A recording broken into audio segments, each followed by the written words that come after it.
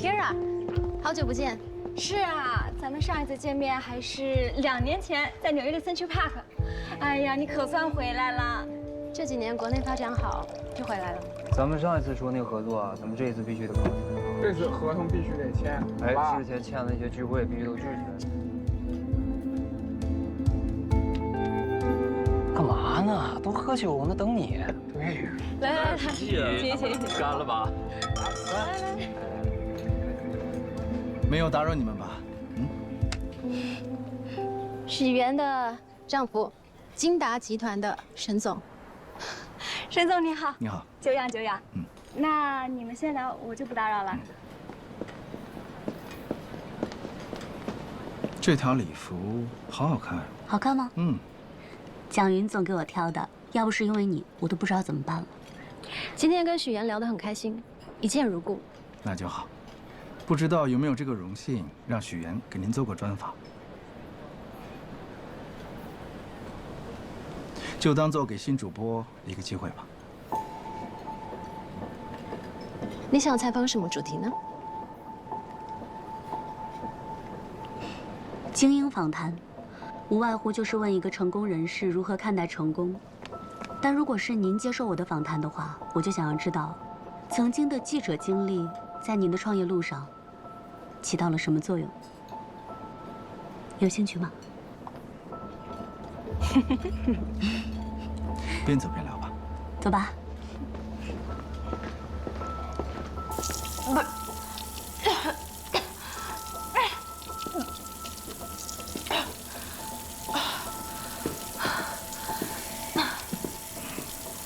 擦擦嘴。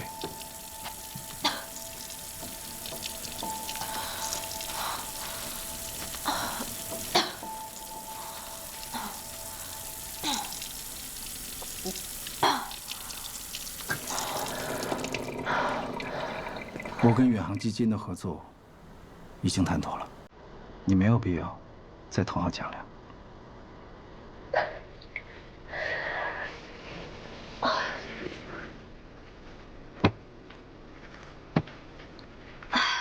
合作才刚开始，以后的路还长着呢。只要是对你有用的关系，我都会竭尽全力去给你维护好的。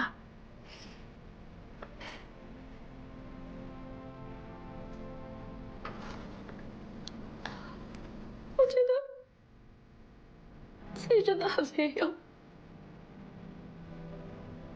许源真的很厉害。漂亮，聪明，有能力。蒋云那么高高在上的一个人，我连找他说话的勇气都没有。许源3言2语就把他搞定了，我这越来越能感觉到为什么他这么吸引你。我真的比不上他。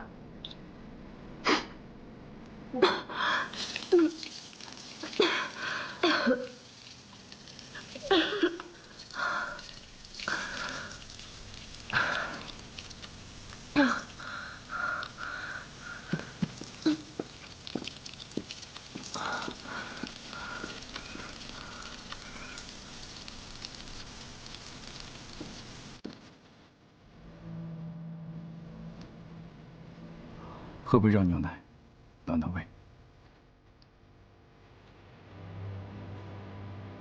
谢谢，浩明哥。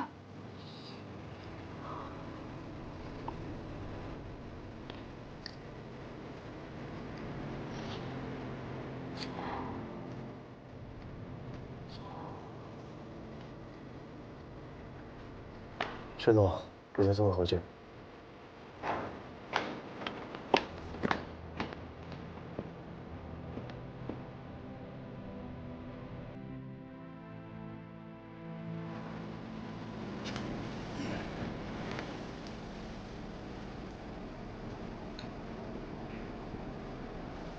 另一边坐在车上的方磊并没有喝醉，他十分清醒地跟旁边的人说着，这么多年来，他的心里只有沈浩明，从前是，现在是，以后也会是。尽管以前姐姐在的时候跟他在一起，可他心里还是忍不住喜欢沈浩明。一旁的男人一直都喜欢方磊，听着他的这番话，便耐心地劝说着他。他有妻子有家庭，夫妻感情又很和睦，你和他之间是没有可能的。这就不用你操心了。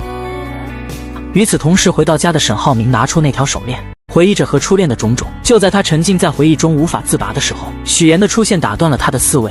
你让我采访蒋总的事，怎么不提前问问我？许岩不理解沈浩明为什么那么信任自己，但听到他说自己是最好的，心里很是高兴，将那点怀疑全部都消散了。隔天，蒋家姐弟找到沈浩明提出合作，但却表示他不是他们心中理想的合作对方。此刻的沈浩明并没有慌，而是拿出昨晚拍的照片，表示许岩现在是公众人物，他的形象和公信力影响巨大。这张照片刚发上去就上了热搜，而且还推动了两家的股票上涨，足以证明与他合作只会赢不会输。而就在蒋家姐弟以为沈浩明做的这些都是迫不及待想要跟他们合作的时候，却被他反将一军。现在投资给我的刚好也是4家公司，那我为什么要选择远航？那我等你们电话。沈浩明走后，蒋云觉得这件事情变得越来越有意思了。因为这次事情的成功，沈浩明再次送给许岩一份礼物。看着手中厚重的礼物，许岩心里五味杂陈。一方面是他为沈浩明的用心而感动，另一方面则是内心的愧疚。礼物越贵重，他内心的负担就会越重。那些编织的谎言终究压得他喘不过气来。很快到了许岩的生日，沈浩明特意准备惊喜给他，可却因为方磊的一通电话给破坏掉了。原来方磊为了破坏两人，故意打电话给沈浩明，说自己已经见过浩辰了。沈浩明无奈之下只能先去找他。刚进来，方磊就以此为要挟，让沈浩明跟自己在一起。可沈浩明根本不喜欢他，他让方磊看在姐姐的份上放过自己。谁知方磊竟然直接拿起药全部喝了下去，嘴里还说着要去找姐姐。沈浩明见状夺过瓶子看了看，顾不得其他，立刻抱起方磊送他去医院。而此刻在工作室等了许久的许岩还在等待着沈浩明。不久后，沈浩明回来了，许岩以为他是因为工作上的事情耽搁了，并没有多说什么。许我耀眼中的沈浩明算是我看过的国产剧最有心计的男主了吧？为了达到自己的目的，他可以装作一副深情的模样欺骗许岩，还可以跟初恋的妹妹逢场作戏，直到将两人的价值全部利用完，然后丝毫没有留恋的直接抛弃。沈浩明，我这么爱你，你把我当疯子！我告诉许岩，我还告诉我被你动过什么？在沈浩明的眼里只有事业，从来没有感情。许岩这样的纯爱战士，在他眼里就是有利可图。不仅仅是因为许岩刚开始就欺骗了他，还有出身豪门的他根本不相信这个世界上有真爱。不久前，沈浩明为了向父亲证明自己，他背地里调查了即将合作的世丰集团。在签约的时候，警方以行贿罪的名义将世丰集团的董事长带走了，沈父也因此受到了牵连，公司的股票也断崖式下跌，这些都让公司陷入了前所未有的危机中。这时沈浩明却站了出来，他向父亲表明自己的新项目已经得到了远航基金的支持。沈父听完后很是惊讶，因为他明白这些人这些事是不可能在这么短的时间内完成的。久居商场的他立马就反应过来，儿子早就有了周密计划。沈浩明见状也不再隐瞒，他表示自己早就对世丰进行调查，公司内部出现了极大的问题，暴雷是迟早的事。而为了让公司的股价回暖，沈浩明决定对外放出与首科合作的消息。这条新闻就是许岩的节目播出。这一番操作让沈父认可了儿子，渐渐的让他开始接手处理公司的事情。而沈浩明杀伐果断的手段，第一时间就是开除在公司在其位不谋其职的人。吴叔得知自己要被开除的时候愤怒至极，可沈浩明早有准备，他将这些年老吴在公司这么多年利用职务之便在美国和澳洲购置的房产全部都罗列了出来。老吴对此无话可说。晚上许岩来到公司准备和沈浩明一起去吃宵夜，这时老吴却过来了，他声泪俱下的哭诉着自己这么多年来对公司的贡献，希望沈浩明不要开除他，甚至跪下来求他。但沈浩明丝毫没有心软。你做这些事情之前就应该想到后果，留在公司是不可能的。沈浩明的这番话看似是跟老吴说的，实际上也是有意让许岩听。而老吴见这招行不通，竟拿出了事先准备好的刀。走在后面的许岩发现后及时推开沈浩明，自己却被划伤。而沈浩明反应过来后立即将老吴给制止住。隔天沈浩明直接拿出附属卡作为奖励送给许岩。我不想要这个卡，必须带手下来，还有其他礼物呢。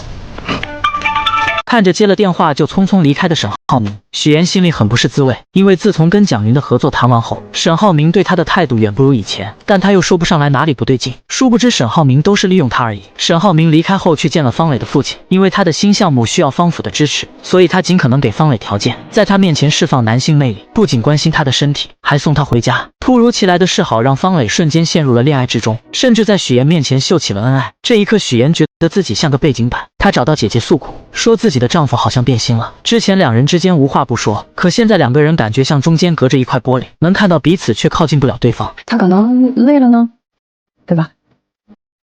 今天好不容易我们两个聚在一起，不提他，喝酒。另一边，方磊陪着沈浩明签下了远航基金。沈浩明送他回家，方磊拉着他就要吻上去，而面对他的靠近，沈浩明并没有拒绝，只是面无表情地看着手机，直到助理打来电话通知他顺利和方家签约，这才露出了真面目。现在才是真正的尘埃落定，你表现得很棒，今年的年终奖你肯定非常满意。听完这些话的方磊才明白，这段日子沈浩明一直在利用自己，现在达到了他的目的，他就开始过河拆桥。可恋爱脑的方磊依旧抱着沈浩明不让他走，怎料沈浩明丝毫不留情，直接将他交给律师处理。你蓄意破坏这种家庭，你做的每一件事，说的每一句话，所有的证据和录音都在这儿，所以我想奉劝你，你还年轻，需要明理的地方还有很多。其实，浩明跟浩辰根本不是亲兄弟，而是亲父子。方磊为了报复沈浩明欺骗自己的感情，将沈浩辰的真实身份说了出来。起初许言根本不相信，认为方磊为了破坏他和沈浩明之间的感情编造出来的谎言，可方磊却能将其中的细节全部都说了出来。原来沈浩明在伦敦读书的时候认识了方磊的姐姐，两人很快就坠入了爱河。后来方磊姐姐意外怀孕生下了浩辰，但当时他们的年纪还小，所以孩子一生下来就被沈家接走。沈父担心未婚生子传出去不好，再加上知道的人不多，便对外宣称浩辰是他们的第二子。再后来方磊的姐姐因为潜水去世后，这件事就成为了永远的秘密，只有方磊、沈浩明和沈家夫妻知道。许言听完后大脑瞬间宕机，他不知道方磊说的是真是假，而方磊接下来的话让许言更是震惊。你生日那天，浩明在我家里，他应该没有告诉你我和他做了什么吧？听完这些的许言强装镇定，表示他相信沈浩明，只要他没有亲口说，自己是不会相信方磊所说的一切。怎料方磊继续刺激许言，表示浩明哥一开始就不是找老婆，而是一个能够印在结婚证上的名字。许言更好在那个时候出现在他的视线里，既没有背景又好拿捏，还能帮助他的事业更上一层楼。虽然不是门当户对，但你也算聪明又有野心，最近当上主播，正好可以用来宣传他的事业，他的为人。回想着之前发生的一切，许言开始慌了，一切都串联了起来。而看着许言难以接受的表情，方磊继续刺激他，说他能考上新闻主播的位置，也是沈浩明在背后动用了很多关系。听完这些的许言眼含热泪，整个人很是崩溃，以至于浩辰向他走来，他都不知道该怎么面对。回想起沈浩明跟他说的种种，他的内心开始动摇，但他还是想听丈夫亲口跟自己说这些。晚上回到家，许言看着正在忙着做饭的沈浩明，直接说出了方磊告诉自己的事情。沈浩明听完后也不再装了，他坦白了沈浩辰是自己的私生子。为什么要瞒着我呢？我不是跟你说过，任何影响我们之间感情的话都没有必要说出来吗？那你打算要瞒多久？一辈子吗？你为什么要骗我呢？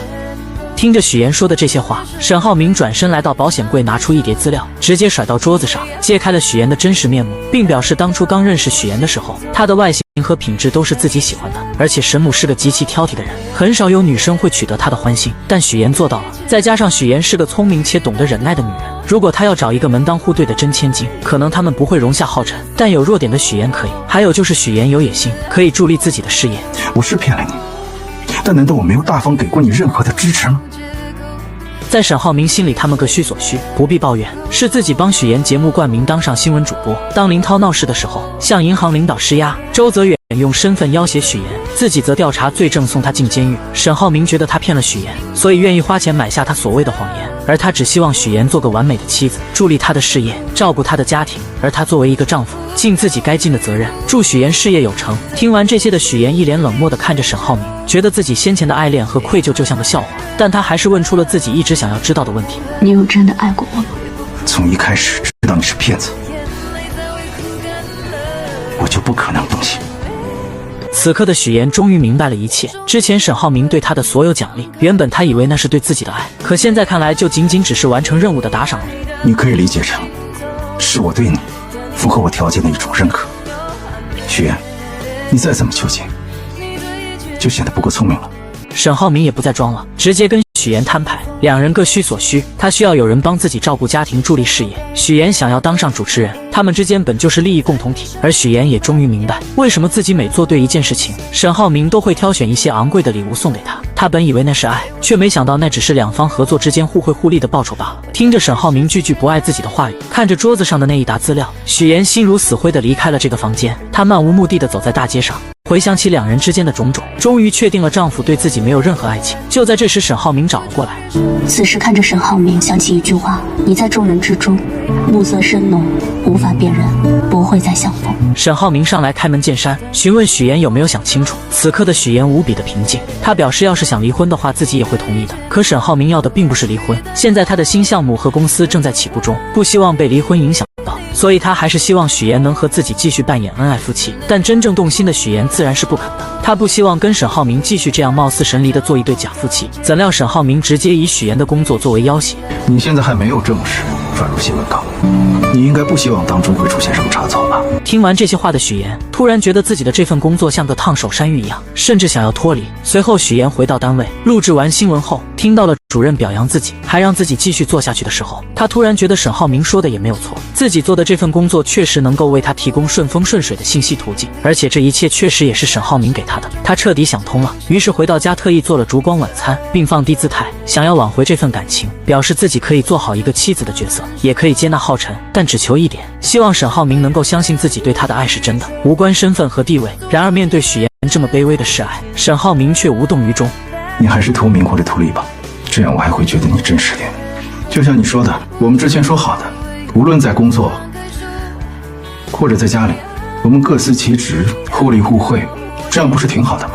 在沈浩明眼里，许岩就是个图名又图利的人，他不相信许岩对自己有真爱，所以许岩现在对自己所做的一切都只是演戏罢了。而此刻的许岩也彻底死心，他明白狼来了的道理，撒谎太多次说真话的时候，没人再相信。许岩就这样跟沈浩明两个人一起成为了表面的夫妻。看到沈浩明一个劲儿的在记者面前伪装两个人十分恩爱的样子，面对镜头许岩有点说不出话，甚至觉得丈夫在镜头面前在暗暗的点自己。沈浩明为此很是生气，他像对待下属一样对许岩，让他在第二天的慈善会表现好点，不要让人看出来。要你表现好好的，我保证新闻主播转正的机会你十拿九稳。谢谢沈总。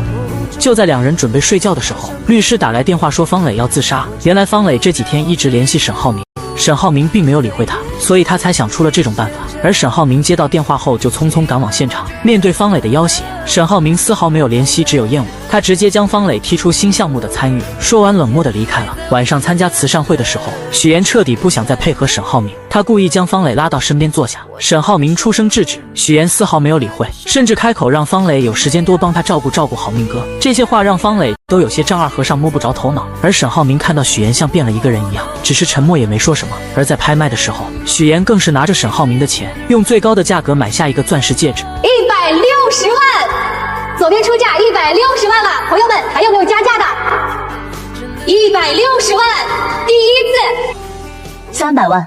他在拍卖会上用沈浩明的钱拍下天价钻戒，然后很是大方的送给了方磊。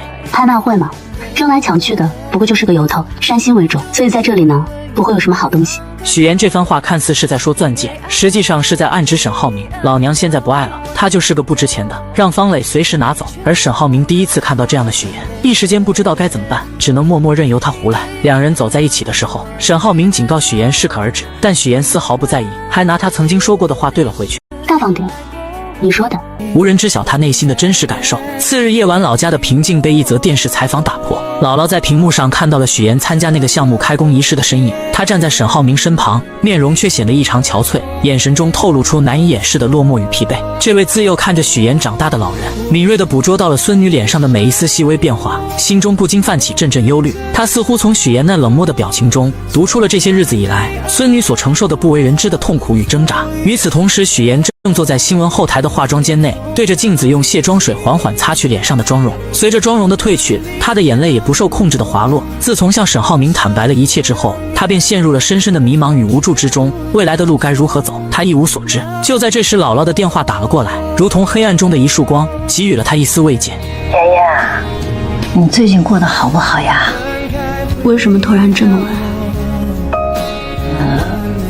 没什么，就是在电视里看到你好像不太开心，电话那头姥姥的声音充满了温暖与关怀，她的话语如同春风拂面，让许岩紧绷的神经得到了片刻的放松。姥姥提到了希望许岩能够好好照顾自己，还建议让沈浩明陪她去旅游放松心情。但许岩的心中却有着更为迫切的愿望，他想要回到姥姥身边，感受那份久违的亲情与安宁。姥姥虽口头上说自己过得很好，还催促许岩抓紧时间生个孩子，让自己能早日抱上外孙，但许岩知道这些简单的愿望或许已难以实现。回到家中，许岩的目光被冰箱里那瓶熟悉的桂花酱吸引，那是姥姥亲手制作的，承载着无数温馨的记忆。他本想取出一小勺回味那份甜蜜，却不慎失手，将瓶子打翻在地，桂花酱洒了一地，如同他此刻破碎的心情。次日清晨，许岩决定即刻启程回家看望姥姥。然而当他踏进家门，迎接他的却是空荡荡的房间和紧闭的门扉。正当他疑惑不解时，邻居来到了家中，告诉许岩发生了什么。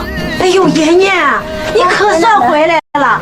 昨天晚上你姥姥晕倒了，我们赶快给她送县城医院了。许岩顾不上多想，立刻驱车前往医院。在病房里，他看到了昏迷中的姥姥，心中充满了自责与愧疚。母亲告诉他，姥姥是间歇性脑缺血发作，幸好送医及时，才没有造成更严重的后果。此刻姥姥需要的是静养与陪伴。在许岩的坚持下，他留了下来，独自一人守在姥姥的病床前，看着这位唯一疼爱自己的人躺在病床上，生命如此脆弱，许岩的内心充满了前所未有的悲伤。他认为这一切的不幸都是因为那些无法言说的谎言所导致的。在这一刻，他终于下定了决心，要与沈浩明离婚，彻底结束这段充满谎言与痛苦的婚姻。夜幕降临，医院里一片宁静。谁让你回来的？醒了。许岩意外地发现姥姥竟然醒了过来，他看着眼前的孙女，眼中满是慈爱与关切。许岩向姥姥倾诉了自己的打算，想要在荆州为姥姥购置一处郊区的房子，让她搬来同住，以便更好地照顾她。但姥姥却看出了许岩的真正意图，她虽然感激孙女的孝心，但更希望许岩能够过好自己的生活，不要因为自己而耽误了前程。她习惯了乡下的宁静与自由，不愿成为孙女的负担，于是便想着让许岩回去，不要耽误了他自己的工作和生活。而另一边，沈浩明在公司里得知了许岩打算离婚的消息，心中五味杂陈。现在是他转正的关键，为了那个岗位，他努力了很久。他不会放弃这个机会，更不会放弃现在拥有的一切。沈浩明很是自信，他认为现在是许岩转正的关键时期，为了那个岗位，他努力了很久，不会轻易放弃这个机会，更不会放弃现在拥有的一切。但很快就被打脸了。晚上，许岩直接拿着离婚协议来到沈浩明面前。这一刻，许岩不再害怕沈浩明的威胁，也不怕被戳破谎言，宁愿净身出户也要离婚。我们离婚吧，不要你一分财产。一旦离婚，你现在享受的豪车、别墅、司机、保姆、奢侈品，以及跟沈家所有关系的资源，跟你一点关系都没有。本来就不属于我，而且我现在不需要了。许岩终究还是提出了离婚，谁知沈浩明为了维护自己在公司的声誉，竟用他的事业作为要挟。然而许岩根本不怕，他直接给方磊打电话，利用激将法让他说出浩辰是沈浩明儿子的事，然后录音，以此来威胁沈浩明答应。是想要和平分手，还是鱼死网破？你来决定。沈浩明从来没有想过许岩是爱他的，在他眼里，许岩是因为名声接近自己，认定他既图名又图利。他永远都不会知道，许岩是因为那瓶桂花酱和那个卡通的创可贴而爱上了他。许岩离开沈家后，再次找到自己之前的房东，租到了自己刚来荆州时租的房子。看着眼前熟悉的一切，此刻的他心里无比的轻松。他终于不用伪装自己，不再害怕被人揭穿谎言，大大方方的活出自我。另一边的沈浩明也没想到许岩会如此决绝，他拿出一幅画挡住了和许岩的婚纱照。隔天，许岩找离婚律师商量离婚事宜，没想到却被孙思维看见。刚才那个男的他是律师吗？丁律师啊，专打离婚官司的，他在律师圈很出名，他接手的都是顶级客户。很快这件事就在公司传开了，而方磊也得到了这个消息，他觉得自己终于有机会了，便用父亲的名义约见沈浩明。怎料沈浩明看到他转身离开，方磊见状追了出去。与此同时，来采访的许岩正巧看到了这一幕。你什么时候才能看清楚啊？我才是最爱你那个。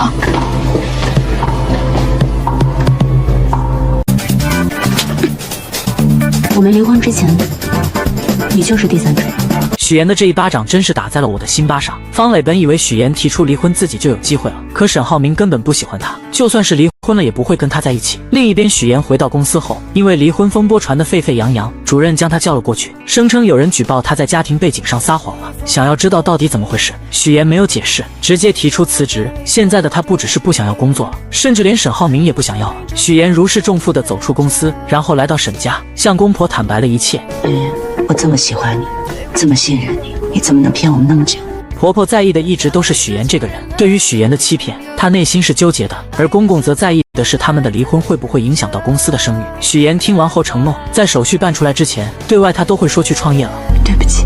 许岩真诚地向沈家二老道歉，他放弃了一切，也善意地向浩辰撒谎。他去创业工作忙回不来，沈母对于这个儿媳非常满意，她不仅能帮上儿子，还能将家里的一切打理得井井有条。看着许岩离开的背影，他心里很不是滋味。楼上的沈浩明也同样如此，他没想到许岩得知自己不爱他后会如此的决绝。隔天，沈浩明跟黄总打高尔夫的时候，黄总提起了许岩，夸奖他聪明能干，就算是签约合作了，还挤出时间去看他岳母。他一直以为许岩只是为了合作才去接近的，没想到他还是会花费心思去看岳母，不停地夸奖许岩。他真的很不错，你们两个很般配，我能看得出来，作为家人，他是真心对你的。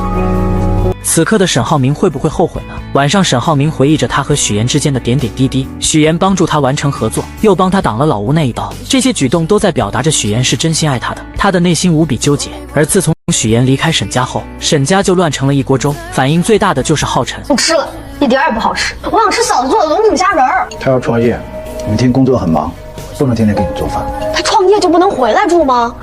肯定是你惹他生气了，你还不承认？浩辰离开后，婆婆也没有了胃口，因为她早已习惯了许岩做的饭菜。沈浩明将一切都看在眼里，却假装在饭桌上吃得很香，结果父亲也叹气地离开了。此刻的沈浩明这才意识到许岩在这个家里的重要性。另一边，在出租屋的许岩正在修水管，可他修理了半天也不见好，维修的人员也一直没来。正巧于一鸣过来帮他修好了。许岩一直以为于一鸣还喜欢自己，便明确说明自己不喜欢他。于一鸣明白他的意思，表示喜欢他的是18岁的自己，现在的他已经放下了，而且还喜欢上了乔林。原来两人在长久的相处下渐渐喜欢了上彼此。就在这时，沈浩明以送离婚补充协议的名义来找许岩。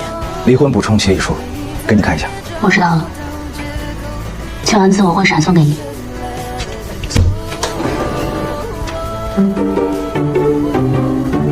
正好我今天没事，做出来一条条对一下。沈浩明和于一鸣以这种尴尬的方式见面了。他就是你的老公。沈浩明宣誓主权，让于一鸣识趣离开，但他并没有吃醋，因为他早就调查过，于一鸣正在跟许岩的姐姐乔琳谈恋爱，但他还是警告许岩，离婚协议上有一条，就算他们真的离婚了，必须要经过自己的许可，才可以对外公布消息，让许岩务必要注意自己的言行。然而许岩丝毫不惯着他，直接怼了回去。我也提醒你，明天就是8号，民政局见。隔天，许岩和沈浩明来到民政局，却发现还有离婚冷静期。离婚冷静期？不知道政策啊，现在协议离婚都是有冷静期的。顾名思义呢，就是给你们一个冷静思考的机会，冷静到下个月8号。如果你们要是不想离了，就不用跑一趟了，这边会自动撤销申请。这个消息让两人都感到有些无奈，但也只能接受现实，各自回家等待。沈浩明回到家后，发现家中气氛异常压抑。弟弟沈浩辰因为吃不到许岩做的菜而闷闷不乐，他认为是沈浩明惹许岩生气了，才导致他离家不归。沈浩辰一气之下独自回到房间。沈母看着桌子上的鱼，眉头紧锁。她觉得这道菜远没有许岩做的好吃，心中不禁涌起一股失落感。她觉得自己失去了一个看上眼的媳妇，心情愈发糟糕，最终也生气地离开了餐桌。就连沈父看着一家人如今这个样子，也默默地走开了，只留下沈浩明一个人独自坐在餐桌前，面对着满桌的冷菜残羹。他突然意识到，原来许岩在家庭中的地位和作用远比他想象中的要重要得多。晚上，沈浩明来到沈浩辰的房间，他看着床上的相册，里面全是许岩陪着沈浩辰一起度过的开心日子。那些照片中的笑容让沈浩明不禁陷入了沉思。他开始意识到，许岩不仅仅是一个妻子，更是这个家庭中不可或缺的一员。第二天，沈浩明来到公司后，便迎来了一场关于他加入董事会的投票。然而投票结果却出乎他的意料，一共13人的投票中，反对票和赞成票都是6票，只有沈父还没投票。在众人的目光之下，沈父毅然决定投下了反对票。我反对，7票反对，6票通过。沈浩明无法加入董事会。等到沈浩明跟着父亲来到办公室之后，沈父才说起了真正的原因。原来沈父之前在门外意外地听到了股东们对沈浩明的评价，他们认为沈浩明在英国留学期间私生活混乱，之所以能进入公司，完全是靠父亲的关系，因此他们不想让一个私生活不检点、靠关系上位的人加入董事会。随后沈父又说起了沈浩明在留学期间留下的种种问题，以及因为无法与门当户对的人结婚而引发的家庭矛盾。他甚至指责沈浩明欺骗父母有关许岩家庭的情况，导致现在家庭关系紧张，婚事也未能妥善处理。沈父越说越生气，他对沈浩明的表现感到极度失望。去长安县把子公司工程延期的那个事情给我搞清楚，不弄清楚就不用回来。此刻的沈父正在气头上，他将儿子派去子公司调查工程延期的事，还下令不弄清楚不准回来。沈浩明就这样被踢出总公司，来到又破又偏僻的子公司，没有秘书，没有华丽的办公室，吃住都在活动板房里。而负责人知道他被董事会拒绝，丝毫不担心。他这回下放到咱这儿，一不批钱，二不给人，干嘛来了？当太子爷来了？明摆着就是个气死。另一边的许岩求职过程很不顺利，找不到合适的工作，只能应聘主播带货。而让他引以为傲的播音腔，在老板眼里就是笑话。你这是播新闻呢，还是带货呢？你这么播不行啊！你要想留住人，你说话得有力度，你语言得有爆发力，你得燃起来吧，观众。为了保住这份工作，许岩开始跟着老板学习直播技巧，没日没夜的学习带货话术，还在家里练习了许久。可第二次试镜的时候，还是不能让老板满意。无奈之下，老板只能让他先去做主播。主播在那边介绍产品，他就不停的吃东西，吃到快要吐了也要忍住。可即使这样，还是不尽人意。要是跟人互动啊，就知道吃，吃也行，把自己塞得跟猪似的。吃相呢？那你是不是得吃得美，吃得香，这样才能勾起那个直播间下单的欲望？这么简单的事儿你做不好，我真不知道你是怎么当上那个什么那个新闻主播的。直到第4次，他才终于成功，懂得跟观众们互动，知道该怎么推销产品。与此同时，乔林在刷视频的时候，无意间刷到了妹妹的直播，于是他通过语音明要到了许岩的地址。来了后才得知许岩和沈浩明正在闹离婚，在许岩口中了解到沈浩明做的所有事，替妹妹打抱不平。但一开始的确是我做错了。许岩现在想清楚了，沈浩明不是他想要的人，现在他只想尽快把婚离掉，不想再有任何欺骗，也不想再和沈浩明有任何瓜葛。可姐姐心疼他这样太辛苦了，比直播苦的工作多的是了，而且我觉得我现在过得很坦荡，不像之前那样随时害怕被揭穿，清醒胆战的过日子。自许岩与沈浩明分道扬镳后，两人各自踏上了艰辛的奋斗之路。许岩投身带货主播行业，每日面对形形色色的挑战，从选品策略到直播技巧，从与供应商的周旋到与观众的互动，每一步都凝聚着他的汗水与智慧。而沈浩明则踏上了前往成安县工地的征途，他的任务是深入调查工程延期背后的真相。初到工地，沈浩明便被这里杂乱无章的景象所触动。钢筋随意堆放在露天场地，经受着风吹雨打，表面已开始出现锈迹。显然，这样的存储方式极易导致钢筋氧化，影响工程质量。随着时间的推移，沈浩明逐渐与工人们建立了信任。在一次次的闲聊中，他从工人们的口中得知了更多关于工程延期的细节。在建的楼房中，窗户尚未安装，内部材料毫无保护措施，一旦遭遇雨季，后果不堪设想。除了天气因素外，管理上的疏漏、材料的不当存放以及施工标准的缺失，都是导致工程进度受阻的重要原因。面对这些问题，沈浩明决定采取行动。他召集了所有工人，首先亮明了自己的身份与来意。客套话我就不多说了，我这次来这儿主要是调查我们工程延期的问题。随后详细列举了他在工地中发现的种种问题，从钢筋的锈蚀到楼内材料的保护，从施工标准的缺失到管理上的漏洞。沈浩明深知，如果这些问题不解决，工程将无法通过验收，更无法按时交付。于是他果断提出了返工的要求。然而这一决定并未得到所有人的支持。带头的小包工头首先提出了异议，他声称公司目前资金紧张，无法支付返工所需的费用，要求沈浩明先解决资金问题，工人们才愿意继续工作。同时他还强调自己只是按照公司的要求施工，对于工程质量问题并无直接责任。面对这样的回应，沈浩明并未动摇，他敏锐地察觉到工人们施工质量的低下以及缺乏统一标准的问题。为了激励工人们提高施工质量，沈浩明提出了签署个人合同的想法。他承诺只要工人们能够按照标准施工，保证工程质量，他将亲自监督工资的发放，确保每个人的劳动都能得到应有的回报。然而这一提议却遭到了小包工头的误解，他认为沈浩明此举意在挖角，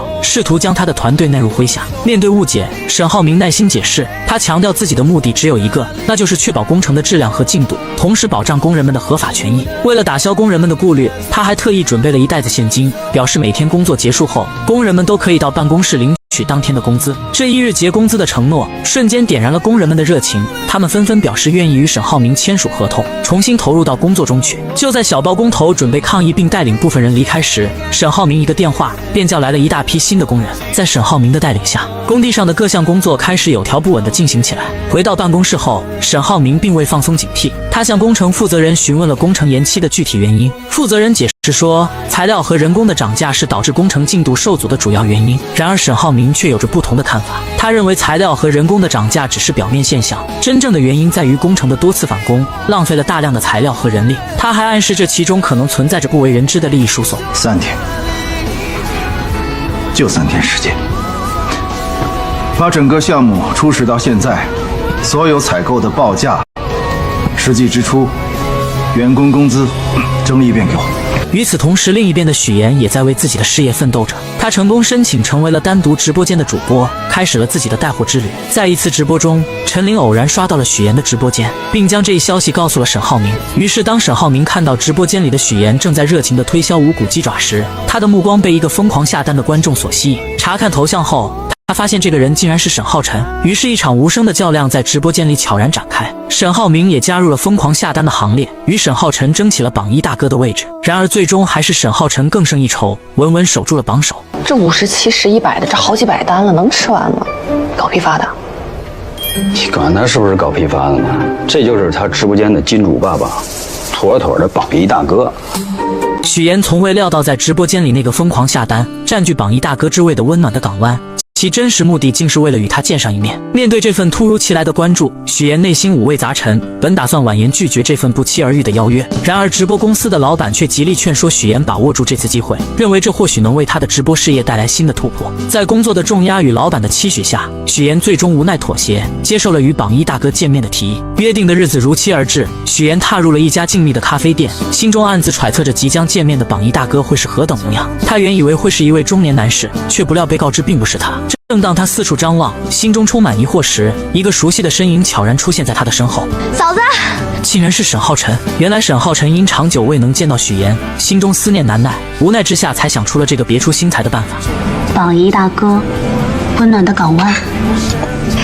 我们老师教我的，家就是温暖的港湾。你们老师说的对。晨晨，直播间里下单的钱哪来的？他借助阿姨的手机，以榜一大哥的身份在许岩的直播间疯狂下单，只为能引起他的注意，进而获得一次见面的机会。阿姨得知此事后，出于对许岩的关心与帮助，也欣然同意了这个计划。然而当许岩得知真相后，却并未因此感到开心，反而觉得这份见面方式过于刻意。他执意将下单的钱转给阿姨，并明确表示不希望沈浩辰在任何的直播间下单。面对许岩的坚决，沈浩辰只得坦白，那几百单的无骨鸡爪，他已悉数送往了沈浩明经常捐助的福利院。这份善举让许岩对沈浩辰的印象有所改观。沈浩辰趁机提起，自从许岩离开后，沈浩明一直陷入深深的困苦之中。他看得出哥哥对许岩的思念之情，他恳求许岩能够回家，重新回到沈浩明的身边。然而许岩却只是默默聆听，未做任何回应。沈浩辰也补充道，沈浩明因工作原因出差去了外地，家中只剩下他一人，倍感孤独。还记得我的手机号码吗？记得就可以打电话给我。如果你想我的话，打电话给我，我就来接你，想去哪儿玩都可以。次日，许岩如往常一样开始了他的直播带货。然而这一次，一个不速之客的出现打破了直播间的平静。方磊在直播间内公然指责许岩，称她是一心想要嫁入豪门的捞女。这种言论瞬间引发了直播间的轩然大波。面对直播间内突如其来的指责，许岩一时之间竟不知如何应对，直播间陷入了短暂的沉默与尴尬。为了化解这场危机，许岩急中生智，拿起一个垃圾袋，将自己装了进去，以一种幽默而自嘲的方式缓解了紧张的气氛。虽然这一举动暂时平息了风波，但事后许岩还是被老板狠狠训斥了一顿。老板认为许岩在直播中的沉默与不当处理，给公司带来了不小的损失。更令他不满的是，许岩还将榜一大哥给弄消失了，这无疑是对直播资源的一种浪费。为了阻止类似情况再次发生，老板决定让许岩参加户外带货直播。在户外直播中，许岩依然展现出了他对待工作的认真与热情。他顶着太阳，耐心地为观众介绍每一款产品，用他的真诚与专业赢得了观众的认可与喜爱。与此同时，沈母与他的朋友们在一次聚会中聊起了许岩。当得知许岩正在创业，众人纷纷表示，相对于这种不稳定的工作，还是新闻主播这样的职业更为稳妥与体面。甚至有人开始怀念起许岩在新闻主播岗位上的风采。就在这时，方磊再次出现在众人面前，他热情地邀请各位阿姨参加一个活动，却没想到这个心怀不轨的女人竟然将众人带到了许岩带货的现场。阿兰，是我眼花了吗？那个女孩是妍妍吗？当沈母与朋友们发现许岩正在这种环境下工作时，心中不禁涌起一阵复杂的情绪。沈母本想上前与许岩打招呼，却似乎碍于面子而犹豫了。而众姐妹则开始纷纷吐槽，认为许岩在这种环境下工作，实在是有损沈家的风评与形象。他们的话语中充满了对许岩的不解与失望。你再怎么说也是沈家的儿媳妇，卖大米鸡蛋，这么自降身价，只会叫人瞧不起。咱们几个才有钱几天啊，就忘本了。蕾蕾，你今天是故意让我来看戏的？而面对太太团的贬低，于兰更是化身护系狂魔，将他们都对了回去。什么叫自降身价？谁瞧不起谁啊？孟总啊，你跟你老公开建材厂那会儿，也睡过仓库吧？马总呢？创业不需要日晒雨淋吗？你们家是做水泥厂起家的，那时候约你，每次见你从头到脚都是水泥，一拍一股子灰，忘了？你别看我暴发户嘛。说完，于兰根本没有理会方磊，转身离开。方磊的如意算盘又落空了。事后，于兰坐在车上看着许岩辛苦的样子，心疼的流下了眼泪。于是他特意派司机过去买了100单。这时一直跟许岩交好的美玲姐也过来支持许岩。小许，你一个人出来创业，我们都支持你，加油！许岩四处看了看，找到了坐在车上的于兰，心里无比感动。什么？我们家主播太牛了，商品进口，不是谁买的？于老板。我只是想要摆脱曾经那些错的，重新开始新的生活。既然决定了要离婚，那之后彼此就做陌生人。原来沈浩明得知许岩直播带货后，特意将自己收拾了一番来见他。下车，他看到许岩如此辛苦地干着这些活，眼里露出了一丝心疼。这一刻的他终于明白，许岩再也不是以前那个为爱撒谎的小女孩，而他为了弥补自己内心的愧疚，选择用钱来解决。他认为许岩完全没必要辞职，来过这样的苦日子。我不需要。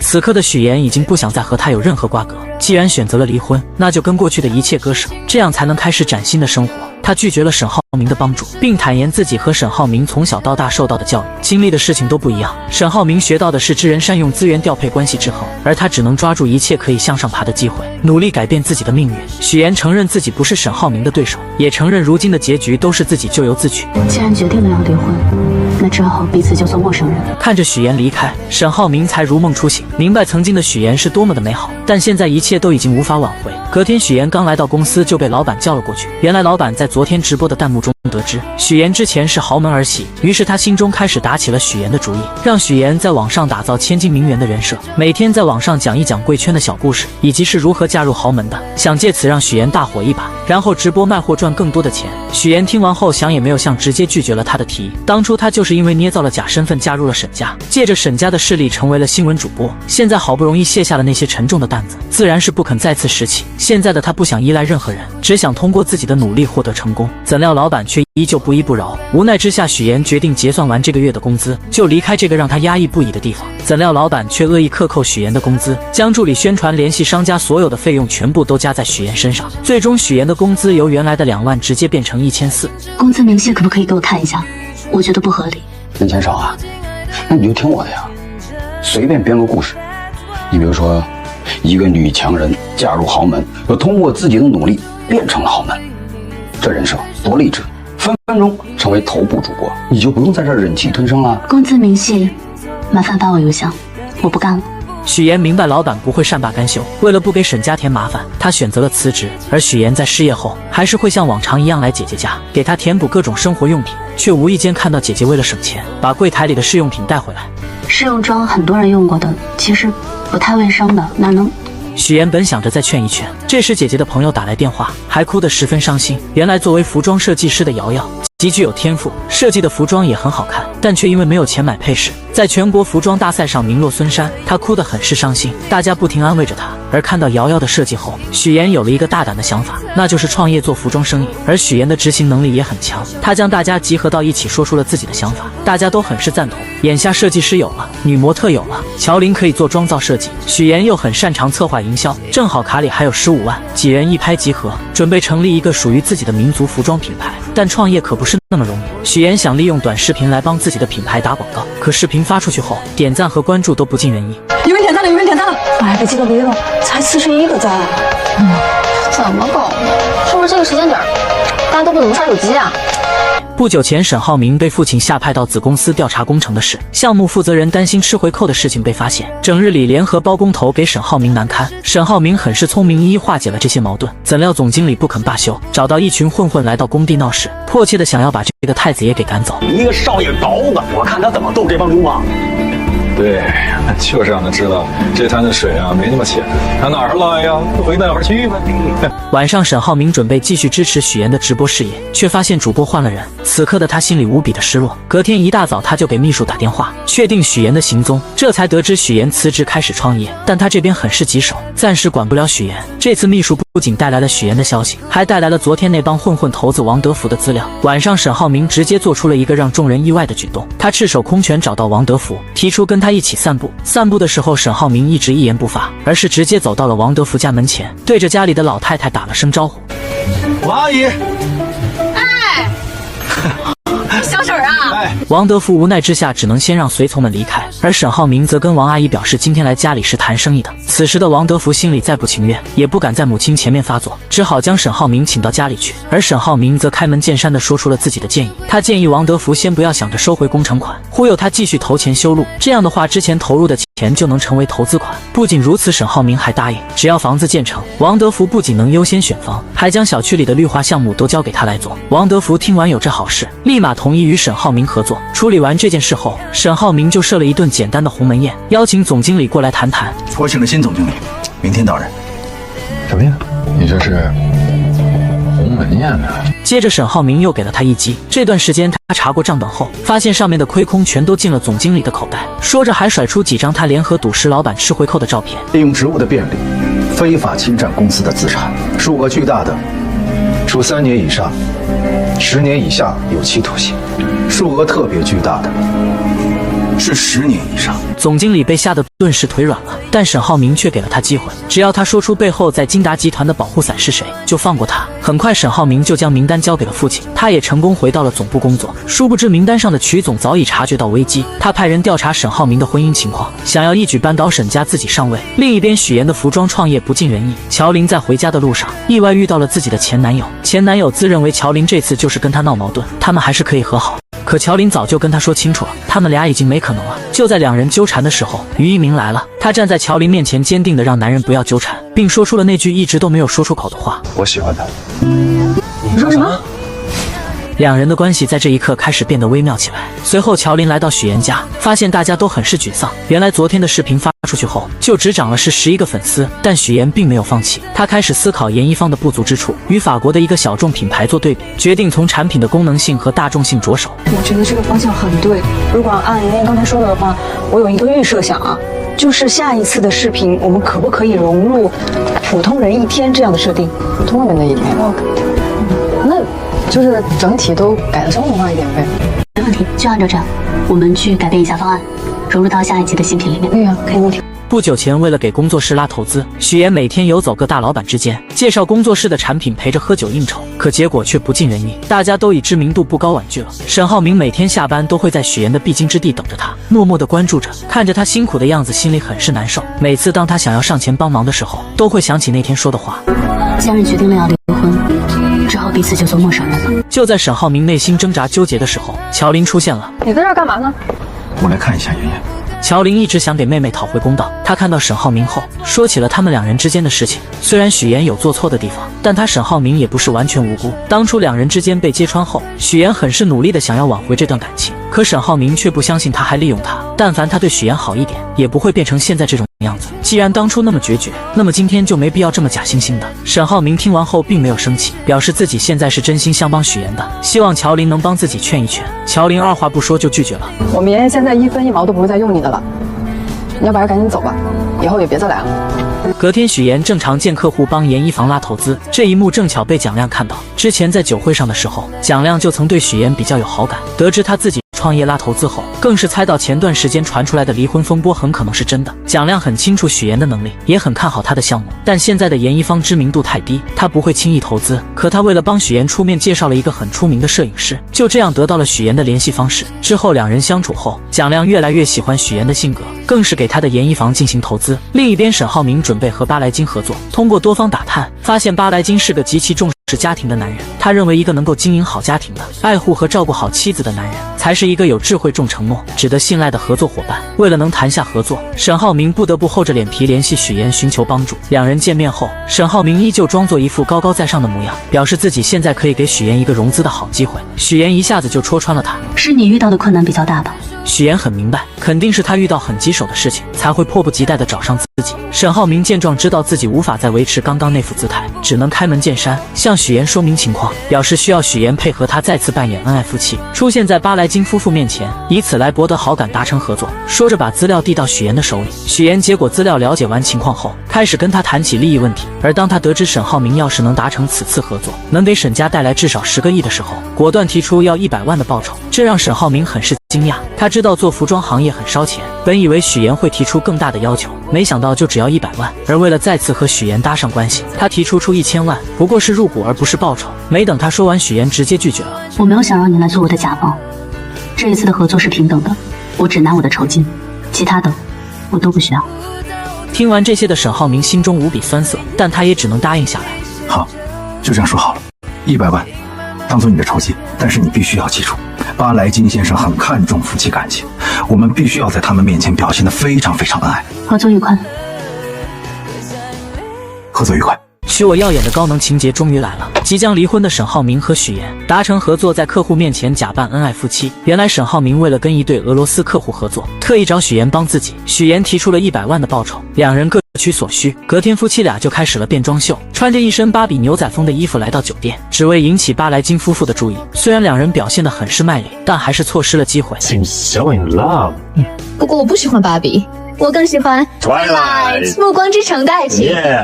听完这些，沈浩明决定实施 B 计划，将自己打扮成暮光之城的样子，拼命在巴莱金夫妇面前刷存在感。These guys are like Edward and Bella. Yes, that's my favorite love story. Yeah, you remember we used to watch together? Yes, once that way.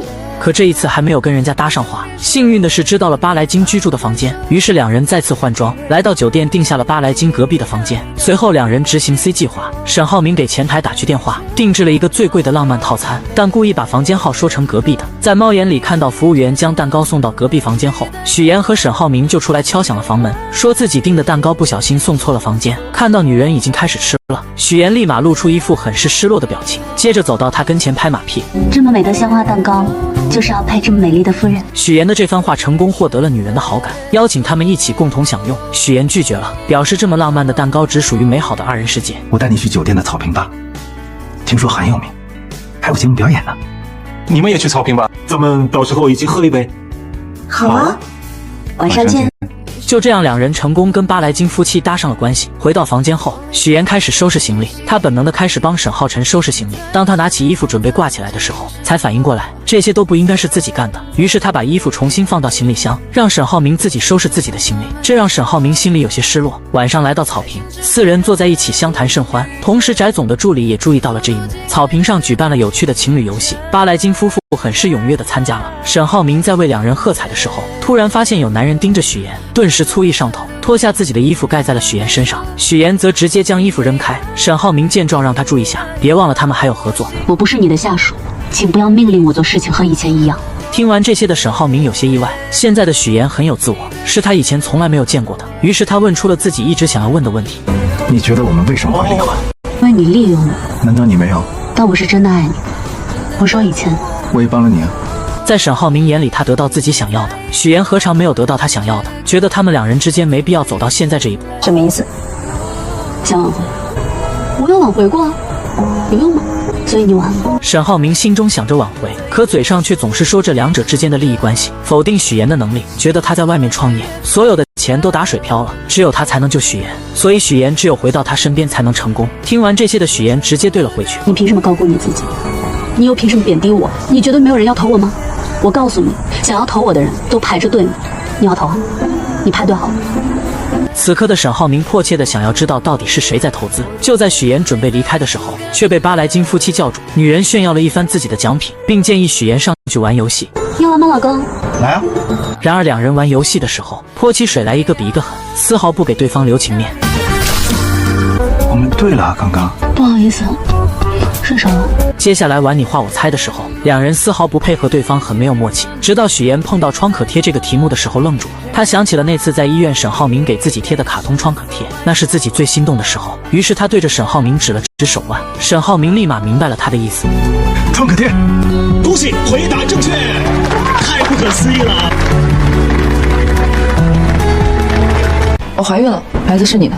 我本来是打算去打掉的，但医生说，如果我这次打掉孩子，以后就不可能再生了。我们都分手一段时间了，怎么可能？那个时间我只跟你有过。沈浩明终于敞开心扉，跟许妍讲述了他和方瑜的故事。原来许妍和沈浩明跟巴莱金夫妇告别后回到房间，许妍很是疑惑，他为什么不通过金达集团和巴莱金正式接洽，反而要费这么大功夫？是公司出了什么事情了吗？沈浩明听见后笑了笑，他如实的说出了自己在公司里的现状。其实他并不受沈父的信任，董事会的人面上看似很尊重自己，私下却十分不服气，所以他现在还不是董事会的人，根本不能用集团的名义来接洽巴莱金，因为国外板块一直都是金达的弱项，只要自己和巴莱金达成合作，就能成功进入董事会。虽然许妍能明白他进董事会的心，但他很不理解为什么沈父会不信任沈浩明。沈浩明见状表示，当初自己未婚生子，坚持把浩辰带回家抚养，跟父亲产生了很大的分歧，并没有把许妍的原因说出来。而当沈浩明说完这些后，许妍还是问出了自己一直想要知道的事情。你可以跟我说说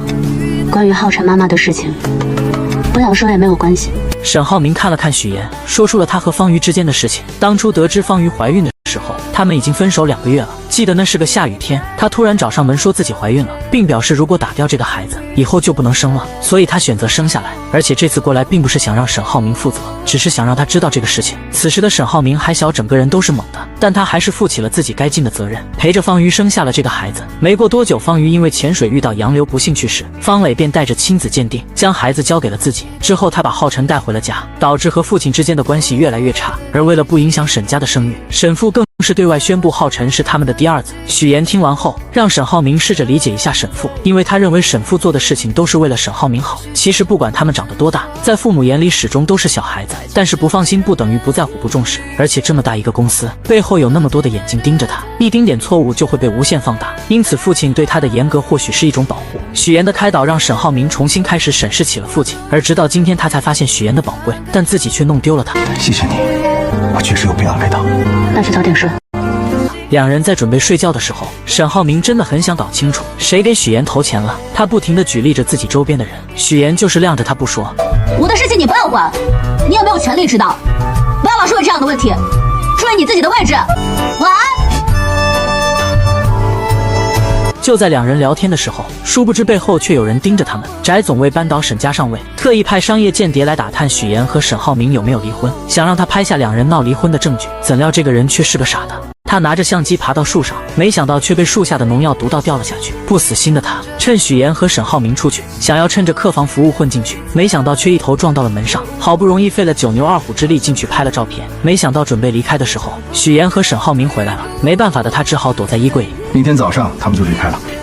但是我要提醒你，既然已经做了这么多的准备，那就要选一个恰当的时机，不要太着急的去谈生意上的事情。好的，谢谢你。你不用谢我，我们是按合同。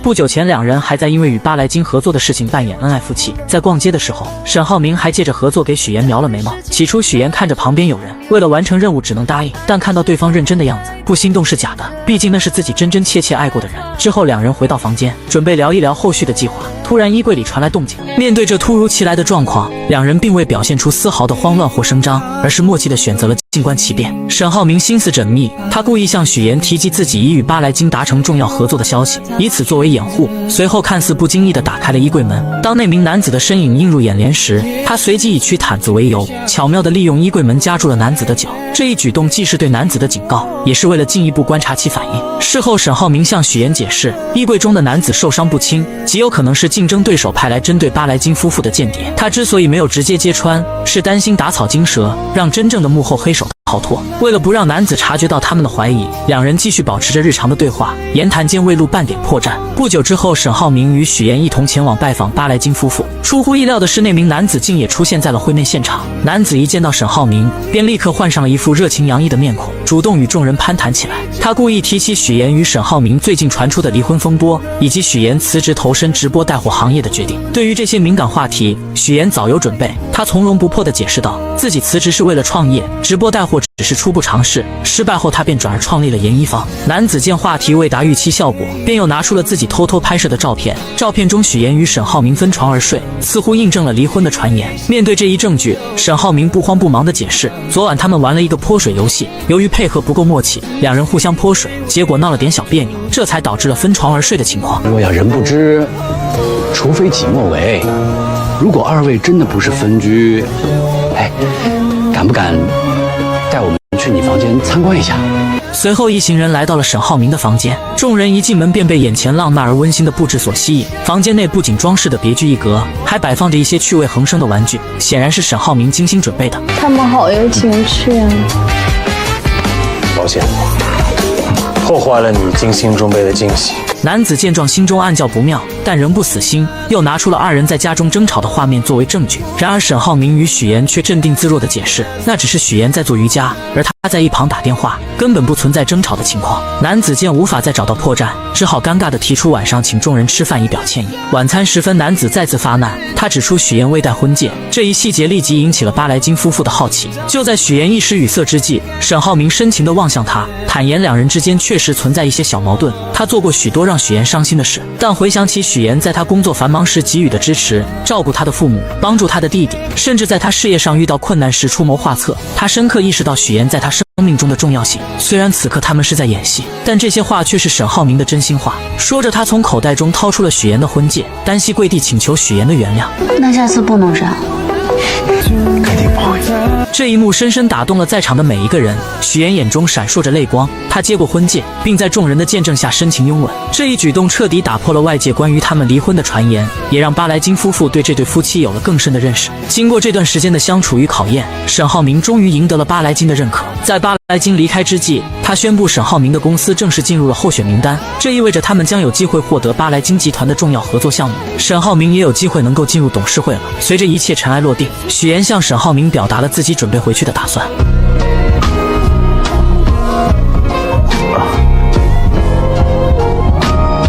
不好意思，这几天我习惯了。这个习惯可以改掉。哦，你这个大摇头，万年不变。这个西服，8牛酒3件套，怎么了？你是潮汕用品吗？还有眼镜啊，你近视吗？你每天戴着干什么？装什么？装什么老千锋？即将离婚的许岩和沈浩明再也不装了，开始吐槽起对对方的不满。原来沈浩明在送许岩回去的路上，许岩还是忍不住把蒋亮是投资他的人说了出来。沈浩明听完后觉得蒋亮就是一个花花公子，全都是靠他姐姐懂什么投资。许岩看到他这副看不起人